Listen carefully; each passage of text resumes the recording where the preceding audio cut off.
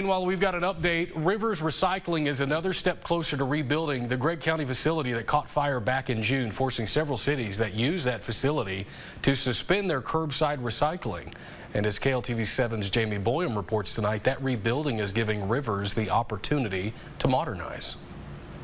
June 12th, the Rivers Recycling facility suffered a catastrophic fire which destroyed the main building.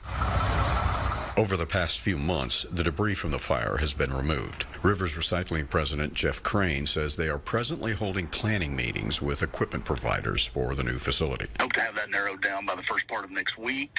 Once that's done, we will move on to planning the building. Craine says a contractor which will build the facility has been contacted. We're in the process of setting up development meetings with the city of Kilgore. We hope that once things are finalized, we'll be about 20 weeks before we're open again. He says the company had plans for upgrades in the old building. This will allow us the opportunity to do that on a bigger scale and probably a lot more efficiently. That will involve some automation. The new system will allow us to utilize some of the robotic technology and scanning technology that the industry is adapting to. Craine says because of some automation, there will be less employees than the 30 who worked in the previous materials recovery facility.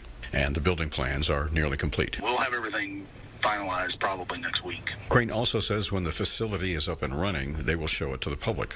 So everybody knows exactly, how things are going and put to bed any speculation that recycling is going to the landfill. Jamie Boyum, KLTV 7 News.